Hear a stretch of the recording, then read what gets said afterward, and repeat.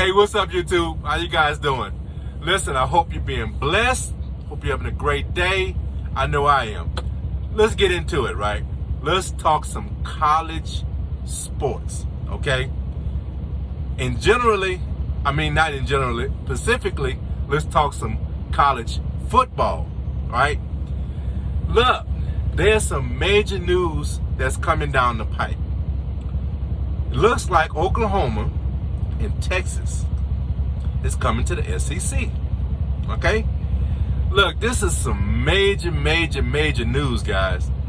The ripple effects is going to be enormous, right? And I think this move actually is a great move, all right? The SEC doesn't need no help with exposure, recruiting, none of these things, right? Money, they don't need no help. And now you're bringing in two mega schools. Look, Texas has its own network. Now, did you hear what I said? The SEC has a network. Texas has its own network, guys. Okay? Oklahoma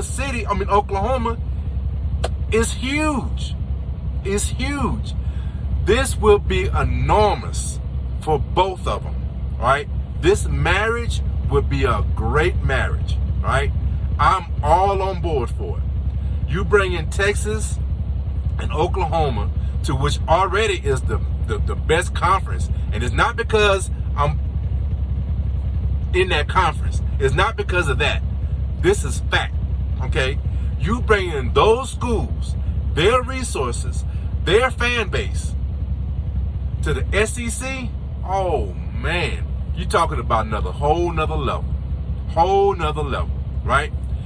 Now, the ripple effects is going to be, like I said, there's going to be a tremendous ripple effect. What happens to the other schools, right? I think like TCU, Baylor, West Virginia, Oklahoma State, these schools, man, are legitimate schools, Texas Tech, all these schools, and I won't leave anybody. Look, all of them, because there's 10, right? You're going to lose 2. It's 8 schools. All 8 of those schools are great schools. What do? They can't remain as 8. You're already lying saying the Big 12 and you're 10. How you going to be 8 schools and call yourself the Big 12? Look, you might just see what was already on the horizon.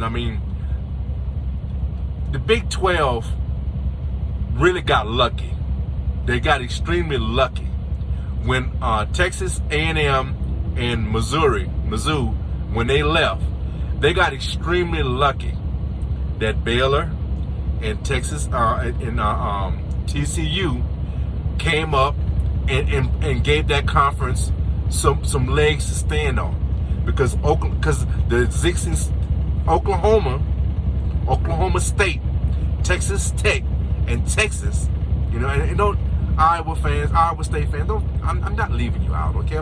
Look, Colorado, I'm not leaving you out. I'm just saying, the 4 major schools needed help, right? And Baylor and TCU came in and gave them that help, all right? But they're not going to hold up a conference by themselves. You're talking about 2 major schools leaving, and that's going to be a major problem, okay? You might just see that whole conference just disappear, okay? That's what you might be seeing.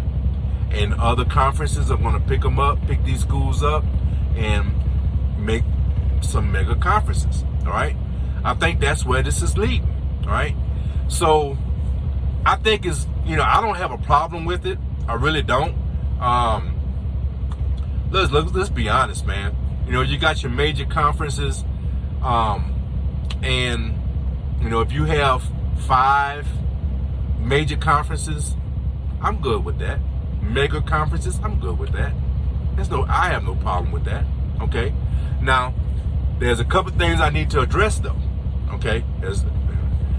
Let's start with the NCAA. Okay. The NCAA is probably not happy with this because their powers might be going away. When you have some mega conferences, right? Let's just use the SEC for example, right? The SEC is going to be huge. If this move goes into effect, they're going to be huge. How are you going to enforce something when, if they want to, could say, hey, you know what? We don't want to be part of your organization anymore. We'll form a deal with ESPN, and we'll play our games on ESPN. We'll have our championship on ESPN. How that's going to work out for you? Because right now, think about it. The last champions, I should say, in football, the only outliner in that whole group has been Clemson for quite some time. Okay? Let's look at who makes up the playoffs. These found that 4-team playoff, which that's going to go away too. I'll get to that in a second. Has been SEC teams. You've had 2 teams for the bulk of the years. Okay? So they already have power. Now you're going to add Oklahoma and Texas to that existing power? Man, look. You come up with a rule that they don't like and see how well that's going to work out for you. See how well that's going to work out for you. So I'm not saying that they're going to have a total, they're going to totally ignore the NCAA. But what I am saying is their power, the reduction of their power is going to be on display. It's going to be on display. So I think that that's going to be a big storyline down the road. What type of, because look, there's no coincidence that they are now allowing these players to get paid. And that's going to be my last subject. I'm going to get to that. But it's not a coincidence that these players are now allowed to get paid on their image, right? And their social media, they can gain social media accounts, contracts. It's not that they just giving it up just to give it up, right? They giving it up to try to keep some power, try to stay in good graces. And it's going to be a trickle-down effect down the road too. There's going to be some other things, some major changes going to come down the road. And it's not because of the kindness of their heart. It's because these conferences are saying, listen, man, look, anytime you don't like us, anytime you want to put us on probation and say you can't do this or can't do that, we got a contract with ESPN. The framework was already laid out. And see who's going to be watching who. I know who I'm going to be watching. It's obvious who I'm going to be watching. You see what I'm saying? And the bulk of the nation is going to be doing the same thing. So all I'm saying is this. This is the landscape of college football is going to change. I really hope that the players and what their needs are going to be addressed. I'm hoping that these moves will help that be addressed. Okay. I think that the NCAA, their stronghold, okay, their way of thinking, right? This whole college student athlete garbage, I hope that that's going away, right? And I hope that we're now we're on the verge, I feel, of making it what it really is, a business. Okay, we already knew it was a business, but let's stop acting like it's a amateur sport. Okay, it's a big time business. It's a business that rivals, some of your professional leagues. Okay, so let's just stop playing and let's get real. Okay, and stop,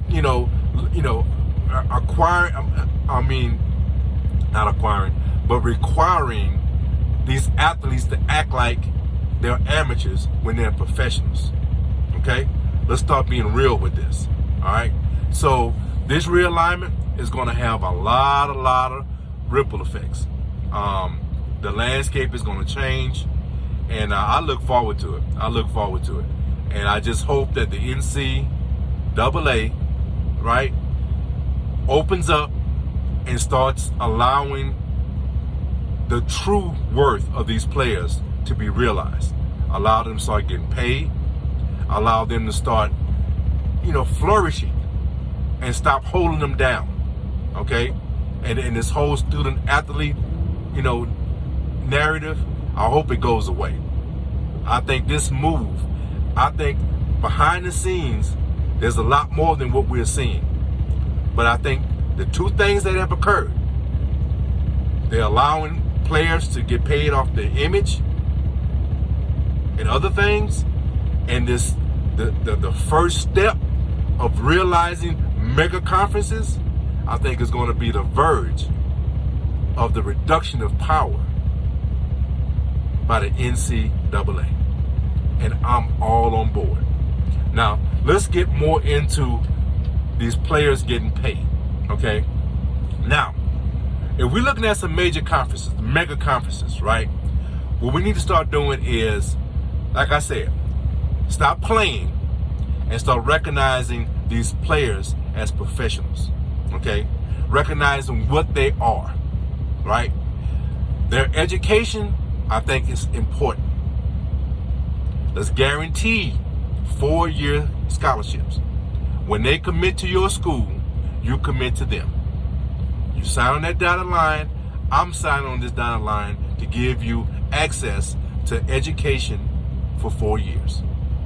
Stop these 1-year contracts. It does not need to be even talked about anymore. Should not exist. Should never exist in the first place, but it should never exist anymore. Okay? Let's talk about some real pay. Okay? Talk about some real pay. All right? How that's structured, that's another conversation, another day, but we're talking about real pay. Okay? Let's talk about that. But here's another thing we need to talk about. Talk about scheduling. Okay? Now, we need to stop with, okay, for one thing, I think that this 4-team playoff is going to be expanded to 12. Now, how that's logistically, how is that going to be done? Scheduling wise, how is that going to be done? But one thing has to be addressed. We cannot allow these players to have a 14, 15 game schedule. It's too much. These are young men. Their bodies are developing into men. Okay? A lot of times we recognize these guys as men, right? And they are. They're young men. Okay? They're young men. We're talking about 20, 21, Hell, at times they might be even 19-year-old kid, right? So we're talking about young men. Bodies that are still developing. They don't need to be playing no 14-game schedule. Okay? Let's start there. All right? The way you could achieve this is stop the money grab games. Let's stop these games with these schools being paid X amount of dollars to come in and get rolled over. Okay? Let's stop that. All right? You're going to have more teams in your conferences, so you're going to have better competition on your schedule. Every team should play everyone in their conference. Okay? That's going to add a couple of games to everybody's schedule. Okay? You don't need no warm-up games. Do the pros get warm-up games? No, they don't. No, they don't. If everybody's on the same playing field, it's fair. Okay? So, let's get rid of these paid-for-play games. Let's get rid of those games. All right? That's 2 games right there. All right? Now, you might say, well, the smaller schools are going to, have a problem with that because that's their money grab. Well, you know what? Here's the deal. There's enough money going around to support these schools without having these players get beat up in these games. Because a lot of times that's one of the little secrets a lot of guys don't want to talk about. And I'll put my team on it, right? I'll put my team right out there, right? When LSU plays Louisiana Monroe, now sometimes the starters can be very competitive. But if a backup have to come in, you know what that backup is? That backup is that 19-year-old or that 20-year-old, and he's playing that senior or that already pro-ready junior. That's who he's playing. So it's not always even. Sometimes these games are competitive, right? But a lot of times you put in some young kids. Because look, there's a big difference between a 20-year-old and a 22-year-old. There's a big difference. Now, when you talk about maybe like a 30-year-old or let's say a 25-year-old and a 27-year-old, there's not that much of a difference. That's a fair matchup. But when you're talking about like a 19, 20-year-old kid, young man, playing somebody that's a junior, senior, that's been in the program for a couple of years, there's a major difference. A major difference. Okay? So look, a lot of injuries occur,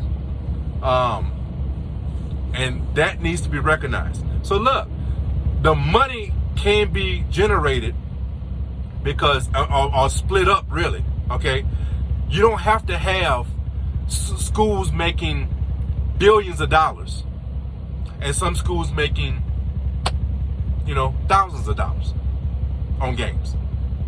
There's a way to make it more equitable across the board, okay? The rich don't always have to get richer, right? You don't have to have that. So there is money in this industry, okay? Because I'm talking about the industry at whole. There's money there. We just have to learn how to distribute that money across the board, okay? And not put guys' health at risk to gain that money. That's the point I'm trying to make, okay? ESPN broadcasts just about every, look, during the pandemic, they were, you could find every game somewhere. Some network was carrying every game. You know what I'm saying? I have a grandson. He's playing at a small school. I was able to watch his games. So listen, there's money there. There's enough TV money for all these schools to get paid. Let's stop putting players' health in jeopardy by playing these mega schools, these big schools, against these smaller schools for a money grab. Let's stop that. Okay? Let's stop that. It's not necessary. Okay? The small schools may need the money, but there's other ways of gaining that money. Let's solve that problem. The big school, only thing they were getting out of that was getting their backups chances to play. That's what that was about. Getting an easy win and getting their backups an opportunity to play in live competition. That's all that was about. If that's not needed, it's not necessary. LSU could play every school in the SEC and be just fine. To be just fine. Okay? Let's stop playing these small schools. Okay? Let's think about the players. Okay? So that's one way of doing it. That's one aspect that I think is going to occur, because these mega conferences are going to come together and the scheduling has to be figured out. And let's talk about the players' needs when we talk about these scheduling. I don't want to see no 14-game schedule on the books. I don't want that. I do not want that. If these guys playing more than 12 games, it's really a crime. It's really a crime. Let's cut these schedules down. Cut out some of the unessential games. Let's play some real games. Look, you don't even have to play no non-conference games anymore. If you're going to have a 12-team playoff, right? You could play in conference. Because you're going to have these mega conferences, right? You could play in conference. And there's going to be enough cross-conference play when you get to the playoffs. You see what I'm saying? And okay, all right, fine. You want to play a glorified game? Play a major team. Okay? Play a major team. Stop playing these small schools. Okay? Play some games that mean something. And stop this nonsense. So I'm on board for this. I'm happy for this. I hope the landscape of the NCAA, damn, these letters sometimes, that's from my mind. That's okay though. Bonus content. I hope that the landscape of college football and the NCAA changes. And I hope it changes for the players' interest at best. That's what I'm looking for. That's what I'm hoping and praying that that's where we headed. And the opportunities are there for the players to be in the front line this time. And stop putting money in these colleges' needs and that damn cartel. Okay, because that's what the NCAA is, a cartel. All right, let's stop putting the cartel and these schools' interests at the forefront and start putting these players' interests in the forefront. And this is the opportunity. This is the opportunity. So that's my thoughts on it. I hope you guys enjoy. Leave me some feedback. I'm opening all conversation. I normally get some pushback on this. I'm good with it. Let's talk. I'm not saying my thoughts are in cement. Now, I gotta admit, the cement is being poured. It's gonna be hard to get me off of this, but I'll listen. If you got a comment, if you got something to say about it, I'll listen.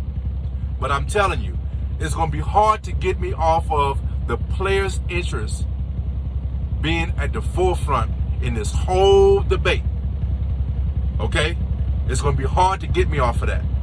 It's gonna be hard to get me off of being in favor of mega conferences. I kind of like that idea. Okay? It's gonna be really hard to get me off of let's reduce that cartel's power. Okay? It's gonna be hard to get me off of those points. I welcome you to try. So look, this is Ready Cav. Guys, take care of yourself. Look, take care of each other. Right? Let's love each other. And guys, be blessed. Ready Cav is out. Peace.